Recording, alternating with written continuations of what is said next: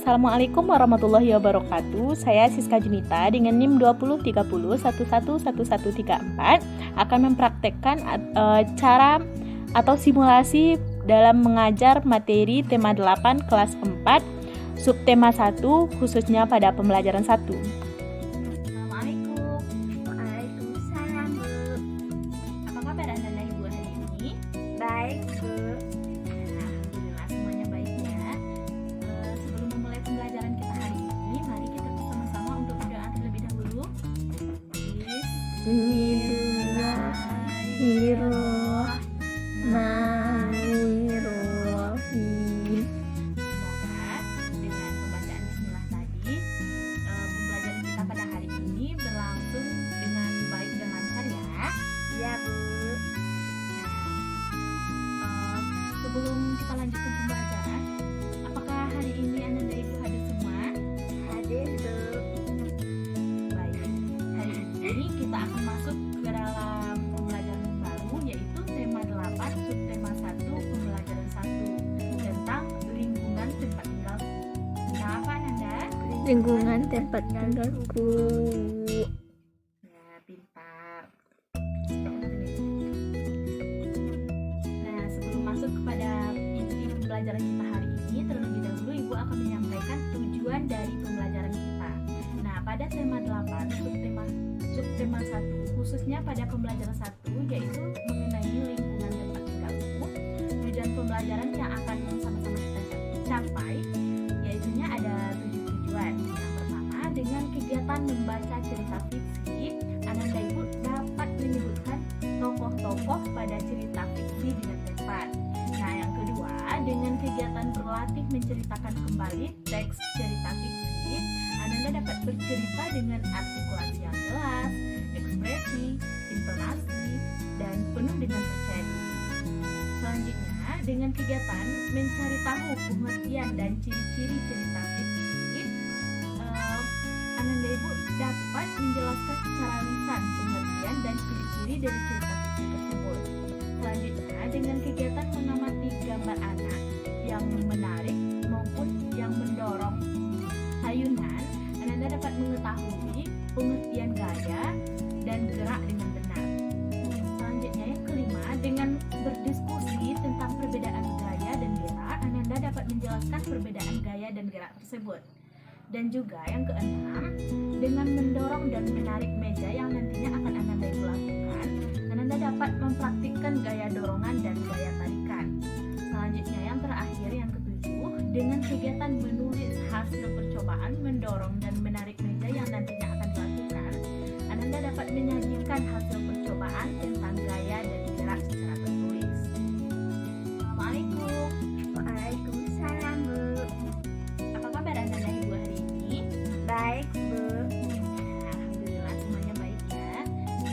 Sebelum memulai pembelajaran kita hari ini, mari kita bersama-sama untuk berdoa terlebih dahulu.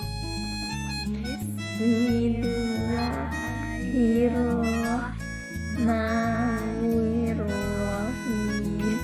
Semoga dengan pembacaan bismillah tadi, pembelajaran kita pada hari ini berlangsung dengan baik dan lancar ya. Ya, Bu. Sebelum kita lanjut ke pembelajaran, apakah hari ini Anda dan Ibu hadir semua? Hadir, Bu. Baik, hari ini kita akan masuk ke dalam pembelajaran baru, yaitu tema 8 subtema 1 pembelajaran 1 tentang lingkungan tempat tinggalku. Tentang apa Nanda? Lingkungan tempat tinggalku.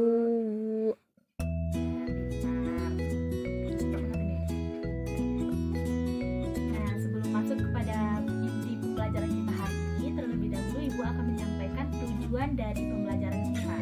Nah, pada tema 8 subtema 1, khususnya pada pembelajaran 1, yaitu mengenai lingkungan tempat tinggalku, tujuan pembelajaran yang akan sama-sama kita capai, yaitunya ada 7 tujuan. Yang pertama, dengan kegiatan membaca cerita fiksi, Ananda Ibu dapat menyebutkan tokoh-tokoh pada cerita fiksi dengan tepat.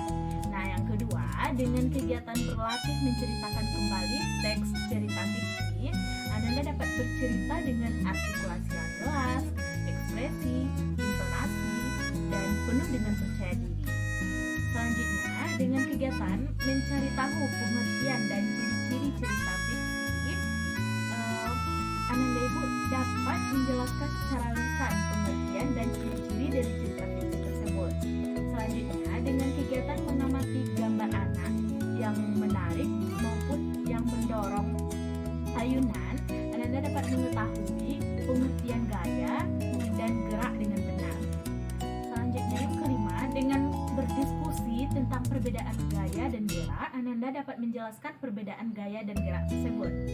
Dan juga yang keenam, dengan mendorong dan menarik meja yang nantinya akan Ananda Ibu lakukan, Ananda dapat mempraktikkan gaya dorongan dan gaya tarikan.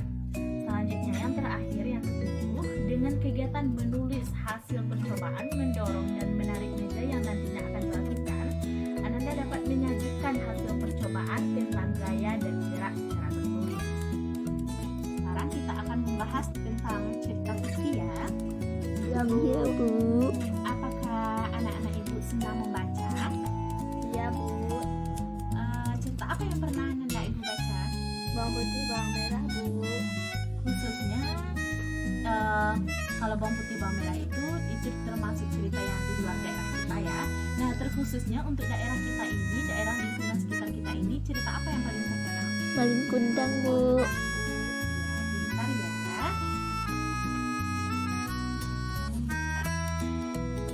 Nah, untuk lebih jelasnya terkait materi pembelajaran kita hari ini, mari bersama-sama kita membaca cerita tentang asal mula Telaga Warna.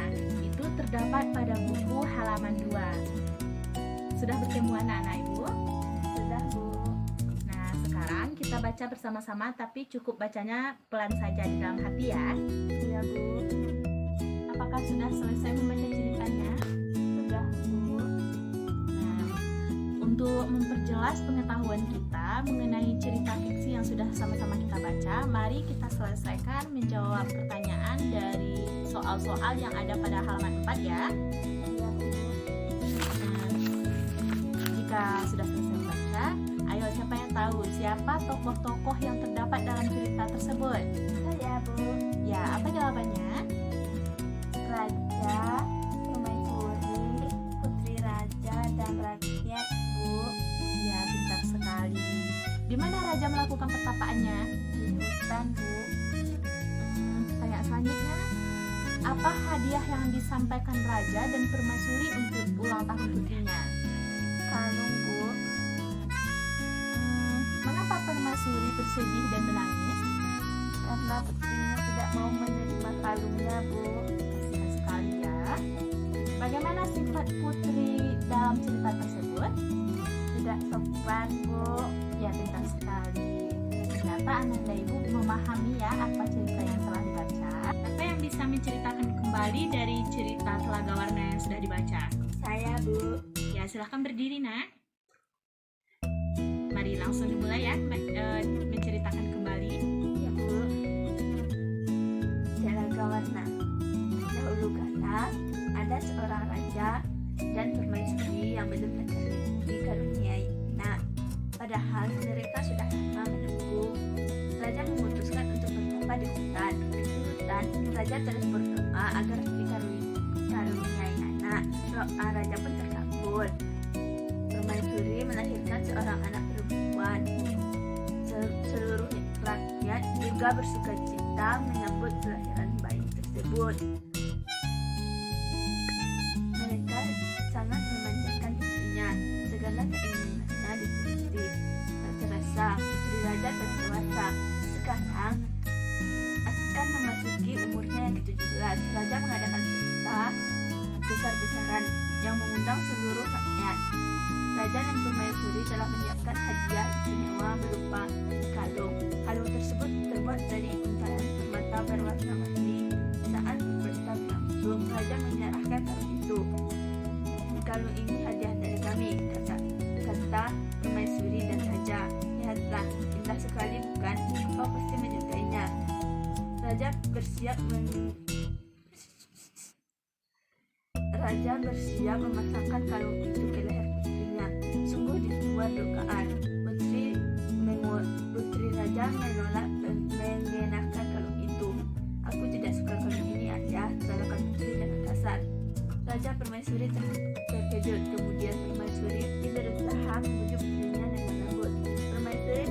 mendekat dan hendak memasangkan kalung itu ke lehernya. Aku tidak mau, aku tidak suka kalung itu. Kalung itu jelek, teriak putri sambil menepis tangan permaisuri. Tanpa sengaja, kalung itu terjatuh. Permata-permata tercerai-berai di lantai. Permaisuri sangat sedih. Permaisuri tertunduk dan menangis. Tangisan permaisuri menghayati hati. Seluruh rakyat yang hadir turut menangis. Mereka sedih melihat tingkah laku putri yang mereka sayangi. Tidak disangka air mata yang tumpah ke lantai berubah aliran menjadi aliran air. Air yang menghanyutkan permata-permata yang berserakan. Air tersebut mengalir ke sungai, ke luar istana juga, dan membentuk danau. Anehnya, air danau berwarna-warni seperti warna mata kalung putri. Kini danau itu terkenal dengan nama Telaga Warna. Ya, pintar sekali. Mari kita beri aplaus sama-sama untuk teman kita yang sudah membaca. Nah, dari cerita asal mula Telaga Warna yang sudah kita baca, cerita tersebut merupakan satu contoh teks fiksi berupa cerita.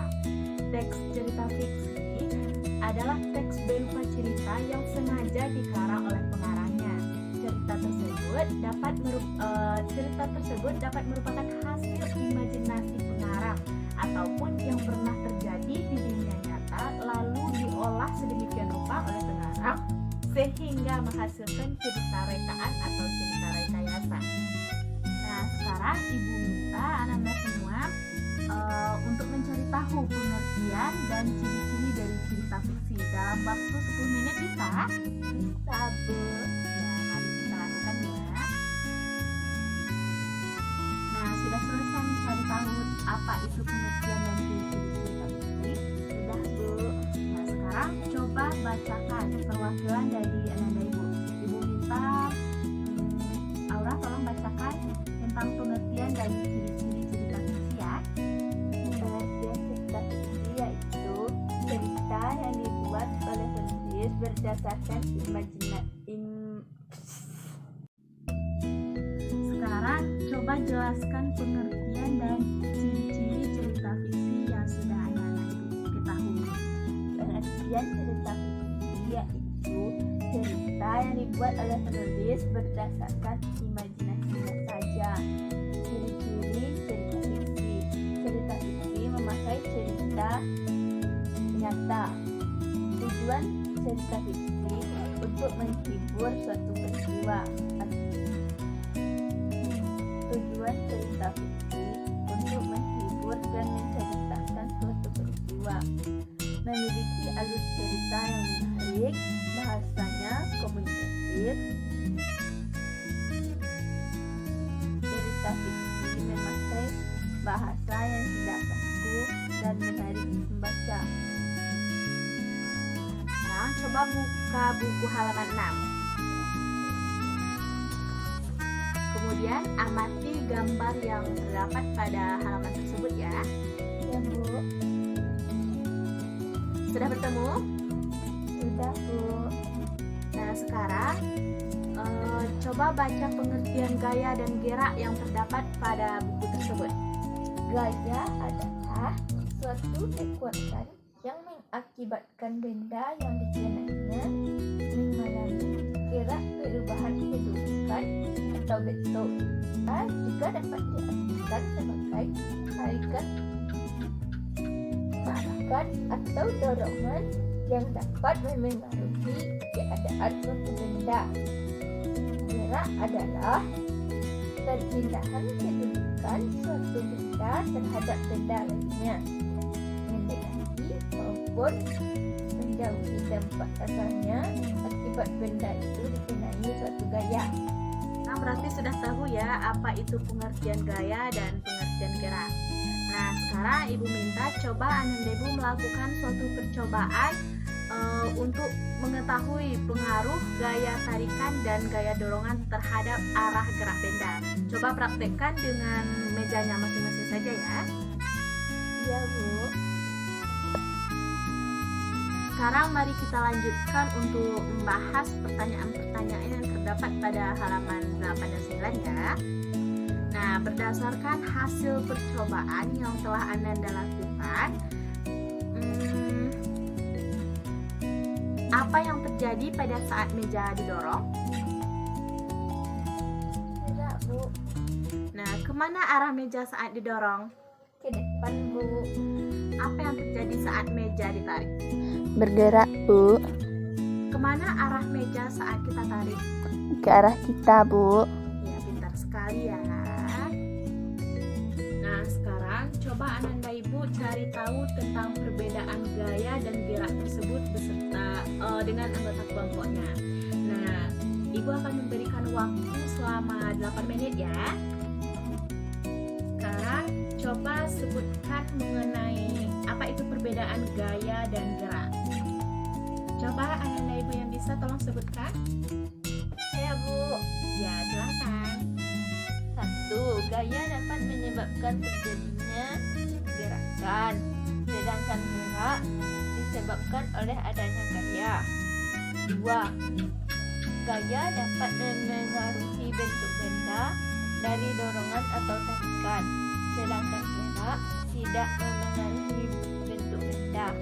3. Gerakan benda dapat disebabkan oleh adanya gaya, sedangkan benda yang bergerak belum tentu memiliki gaya. 4. Gaya adalah sesuatu yang tidak bisa dilihat namun dapat dirasakan, berbeda dengan gerak yang bisa dilihat. 5. Gerak dipengaruhi oleh gaya, sedangkan gaya tidak harus dipengaruhi gerak. Nah, dengan berakhirnya pembahasan kita mengenai gaya dan gerak tadi, maka berakhirlah pembelajaran kita, yaitu pada tema 8 subtema 1 khususnya pada pembelajaran 1. Nah, sebelum mengakhiri pembelajaran hari ini, Ibu akan menyimpulkan kembali yang telah kita bahas. Yang pertama mengenai cerita fiksi. Cerita fiksi yaitu karya sastra yang berisi berbagai cerita rekaan atau yang didasari fantasi dan bukan berdasarkan atas kejadian nyata. Cerita fiksi ini ditulis berdasarkan pandangan, tafsiran, pemikiran, dan penilaian pengarangnya sendiri mengenai peristiwa-peristiwa yang ada di sekelilingnya atau yang berada di lingkungan sekitarnya.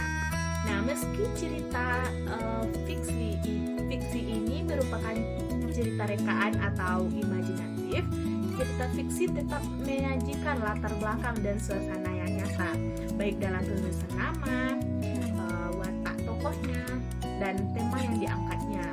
Nah, ciri-ciri dari cerita fiksi ini yaitu yang pertama, sifatnya rekaan atau mewujudkan imajinasi yang dimiliki oleh pengarang. Nah, dalam cerita fiksi ada kebenaran yang relatif dan tidak mutlak. Fiksi umumnya memakai bahasa dengan sifat yang konotatif dan bukan sebenarnya. Cerita fiksi tidak ada sistematika baku di dalamnya. Cerita fiksi umumnya menyasar pada emosi atau perasaan dari pembacanya, bukan dari logikanya. Nah, terkait dengan gerak dan gaya tadi, dalam kehidupan sehari-hari pasti kita pernah melakukan aktivitas seperti mendorong meja seperti yang sudah Ananda Ibu lakukan, membuka pintu, menendang bola, mengayuh sepeda, dan yang lain sebagainya. Tanpa kita sadari bahwa segala sesuatu yang kita lakukan tersebut ternyata berkaitan dengan gaya dan gerak itu. Gaya dapat menyebabkan suatu benda dengan massa berubah, baik itu gerakannya, arahnya, dan konstruksi geometris. Singkatnya, gaya dapat menyebabkan benda dengan massa akan mengubah kecepatannya atau termasuk pindah ke tempat lain, mempercepat gerakan, dan juga merusak dari benda tersebut. Perbedaan gaya dan gerak itu sangat beragam seperti yang sudah disampaikan oleh teman Ananda Ibu tadi. Namun, terdapat sedikit perbedaan gaya dan gerak yang akan Ibu sampaikan kembali ya. Dari pengertiannya kita tahu bahwasanya gaya merupakan dorongan atau tarikan yang menyebabkan suatu benda bergerak. Sementara gerak adalah perpindahan tempat, perubahan percepatan kecepatan suatu benda karena adanya gaya.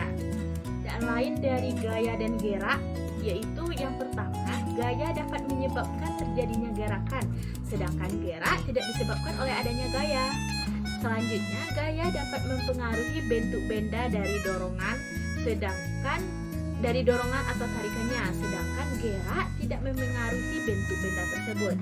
Dan juga, gerakan dapat disebabkan oleh adanya gaya, sedangkan benda yang bergerak belum tentu memiliki gaya. Gaya adalah sesuatu yang tidak bisa dilihat, namun dapat dirasakan, berbeda dengan gerak yang hanya bisa dilihat. Dan juga perbedaan terakhir yang mencolok yaitu gerak dipengaruhi oleh gaya, sedangkan gaya tidak harus dipengaruhi oleh gerak. Nah, mungkin sekian yang bisa Ibu simpulkan dari pembelajaran kita hari ini. Semoga apa yang sudah kita pelajari dapat Anak dan Ibu pahami dan aplikasikan di rumahnya masing-masing atau di lingkungan sekitar kita ya. Bu. Nah, sekarang untuk tugas di rumah, Ibu akan memberikan tugasnya itu Anak dan Ibu bekerja sama dengan orang tuanya untuk mengunjungi salah satu sanggar budaya terdekat. Kemudian besok akan menceritakan kunjungannya kepada teman-teman kita semua. Sebelum kita mengakhiri pembelajaran hari ini, Ibu minta maaf kepada anak dan Ibu jika dalam penyampaian materi dari awal hingga akhir tadi Ibu ada katanya ada yang salah, mohon dimaafkan ya. Bu. Nah, untuk mengakhiri pembelajaran kita hari ini, mari bersama-sama kita ucapkan hamdalah.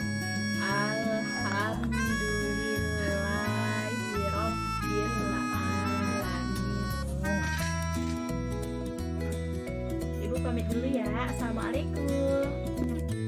Sekian video praktek simulasi pembelajaran yang bisa saya berikan. Sampai jumpa lagi. Assalamualaikum warahmatullahi wabarakatuh.